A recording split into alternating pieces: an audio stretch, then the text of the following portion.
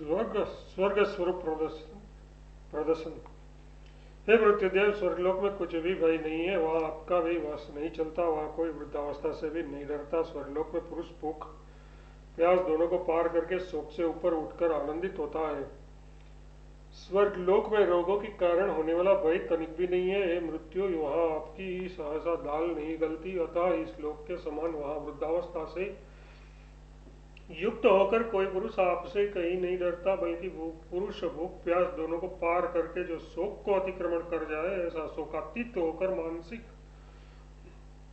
दुख से छुटकारा पाकर उस दिव्य स्वर्गलोक में आनंदित होता है। द्वितीय वर स्वर्ग साधनभूत अग्नि विद्या। हे मृत्यु, आप स्वर्गीय साधनभूत अग्नि को जानते हैं, सो मुझे श्रद्धालु के प्रति को तू एकाग्रचित्त होकर मेरे वचन से अर्थात स्वर्ग के साधनभूत अग्नि को तू एकाग्रचित्त होकर मेरे वचन से अच्छी तरह समझ ले, उसे सम्यक प्रकार से जानने एकाग्रचित्त होकर मेरे वचन से अच्छी तरह समझ ले, उसे सम्यक प्रकार से जानने वाला उसका विशेषज्ञ में तेरे प्रति उसे सम्यक प्रकार से जानने वाला उसका विशेषज्ञ में तेरे प्रति उसका वर्णन करता हूँ। मैं कहता हूँ तू इसे समझ ले, ये विशेषज्ञ में तेरे प्रति उसका वर्णन करता हूँ। मैं कहता हूँ तू इसे समझ ले, ये वाक्य शिष्य के बुद्धि को समाहित करने के लिए है। तू इसे समझ ले, ये वाक्य शिष्य के बुद्धि को समाहित करने के लिए है।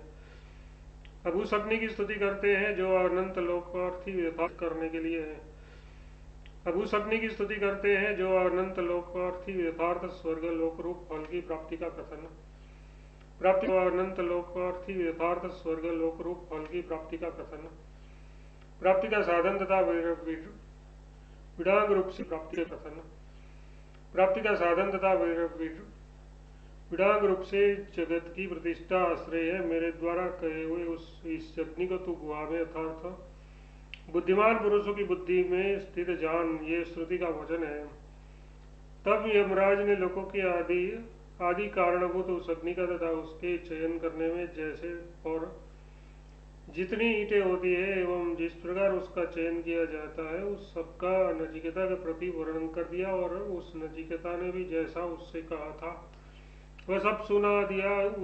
इससे प्रसन्न होकर मृत्यु फिर बोला, नचिकेता ने जिसके लिए प्रार्थना की थी और जिसका प्रकरण चल रहा है, प्रथम शरीरी होने के कारण लोगों के आदिभूत उस अग्नि का यम ने नचिकेता के प्रति वर्णन कर दिया तथा स्वरूपतः जिस प्रकार की और संख्या में जितनी ईंटों का चयन करना चाहिए एवं तथा यथा यानी जिस तरह अग्नि का चयन किया जाता है वह सभी कह दिया। तथा उस नचिकेता ने भी जिस प्रकार उससे मृत्यु ने बताया था वह सब समझकर ज्यों का त्यों सुना दिया। तब उसके प्रत्युत्तर से प्रसन्न हो मृत्यु ने इस तीन वर के अतिरिक्त और भी वर देने की इच्छा से उससे फिर कहा। कैसे कहा सो बताते हैं। महात्मा यम ने प्रसन्न होकर उससे कहा, अब मैं तुम्हें एक वर और भी देता हूँ। यह अग्नि तेरे ही नाम से प्रसिद्ध होगा और तू इस अनेक रूप वाली माला को ग्रहण कर। अपने शिष्य की योग्यता को देखकर प्रसन्न हुए प्रति का अनुभव करते हुए महात्मा अक्षुद्ध बुद्धि यम ने नचिकेता से कहा, अब मैं प्रसन्नता के कारण तुझे फिर भी ये चौथा वर देता हूँ। मेरे द्वारा कहा हुआ यह अग्नि तुझ नचिकेता के ही नाम से प्रसिद्ध होगा तथा तू ये शब्द करने वाली रत्नमयी अनेक रूपा विचित्र वर्ण माला विग्रहण स्वीकार कर अथवा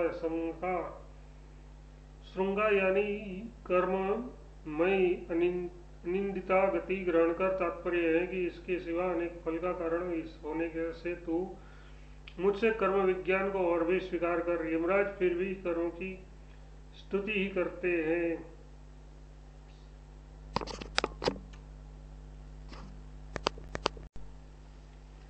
नचिकेत अग्नि चयन का फल। त्रिनाचिकेत अग्नि का 3 बार चयन करने वाला मनुष्य माता पिता और आचार्य इन तीनों से संबंध को प्राप्त होकर जन्म और मृत्यु को पार कर जाता है तथा ब्रह्मा से उत्पन्न हुए ज्ञानवान और स्तुति योग्य देवों को जानकर और उसे अनुभव कर इस अत्यंत शक्ति को प्राप्त हो जाता है। इससे 3 बार नचिकेता अग्नि का चयन किया है। जिसने 3 बार नाचिकेत अग्नि का चयन किया है उसे त्रिनाचिकेत कहते हैं, अथवा उसका ज्ञान अध्ययन और अनुष्ठान करने वाला ही त्रिनाचिकेत है। वह त्रिनाचिकेत माता पिता और आचार्य इन तीनों से संधि संधान यानी संबंध को प्राप्त होकर यथार्थ यथाविधि माता आदि की शिक्षा को प्राप्त कर, क्योंकि एक दूसरी श्रुति से उसकी शिक्षा ही धर्म ज्ञान की प्रमाणिकता में हेतु मानी गई है, जैसा कि माता पिता एवं आचार्य से शिक्षित पुरुष कहे इत्यादि श्रुति से जाना जाता है, अथवा वेद स्मृति और शिष्ट पुरुषों से या प्रत्यक्ष अनुमान और आगम से, अथवा मतलब संबंध प्राप्त करके यज्ञ अध्ययन और दान इन 3 कर्मों को करने वाला पुरुष जन्म और मृत्यु को तर जाता है, उन्हें पार कर लेता है, क्योंकि उन वेदादि अथवा प्रत्यक्षादि प्रमाणों से स्पष्ट ही शुद्धि होती देखी जाती है। तथा ब्रह्मज मतलब ब्रह्मा यानी हिरण्यगर्भ से उत्पन्न हुआ ब्रह्मज कहलाता है। इस प्रकार जो ब्रह्मज है और जो ज्ञाता भी है उसे ब्रह्मज्ञ कहते हैं। वह सर्वज्ञ है। उस देव को जो गोतन आदि के कारण देव कहलाता है और ज्ञानादि गुणवान होने से स्तुति योग्य है, उसे शास्त्र से जानकर और निश्चय यथार्थ आत्मभाव से देखकर यथार्थ देहपात से पूर्व ही अनुमोद बंधनों को पूर्वतः अग्रत यथार्थ देहपात से पूर्व ही अनुमोद अपनोदन त्याग देहपात से पूर्व ही अनुमोद अपनोदन त्याग करके शोक से पार हुआ यथार्थ मानसिक दुख अपनोदन त्याग करके शोक से पार हुआ यथार्थ मानसिक दुखों से मुक्त हुआ स्वर्ग में यानी वैराज लोक में यथार्थ मानसिक दुखों से मुक्त हुआ स्वर्ग में यानी वैराज लोक में विरांतम स्वरूप में प्राप्ति वैराज लोक में विरांतम स्वरूप में प्राप्ति होने से आनंदित होता है। हे नाचिकेत स्वरूप में प्राप्ति होने से आनंदित होता है। हे नाचिकेत तूने द्वितीय वर्ष है। हे नाचिकेत तूने द्वितीय वर्ष जिसे वर्ण किया था वह यह स्वर्ग का साधन द्वितीय वर्ष जिसे वर्ण किया था वह यह स्वर्ग का साधनभूत अग्नि तुझे बतला दिया। लोग इस अग्नि को तेरा ही कहेंगे। हे नाचिकेत तू तीसरा वर मांग और मांग ले। हे नचिकेत तुमने दूसरे वर्ष तूने जिस अग्नि का वर्ण किया था जिसके लिए तूने प्रार्थना की थी वह स्वर्ग प्राप्ति का साधनभूत ये अग्नि विज्ञान रूप वर मैंने तुझे दे दिया। इस प्रकार उपयुक्त अग्नि विज्ञान का उपसंहार कहा गया। यही नहीं, लोग इस अग्नि को तेरे ही नाम से पुकारेंगे। ये तुझसे प्रसन्न हुए, मैंने तुझे चौथा वर दे दिया था। हे नाचिकेत अब तू तीसरा वर और मांग ले, क्योंकि उसे बिना दिए मैं ऋणी ही हूँ, ऐसा इसका अभिप्राय है। विधि प्रतिषेध ही जिसके प्रयोजन है, ऐसे उपयुक्त मंत्र ब्राह्मण द्वारा इन 2 वरों से सूचित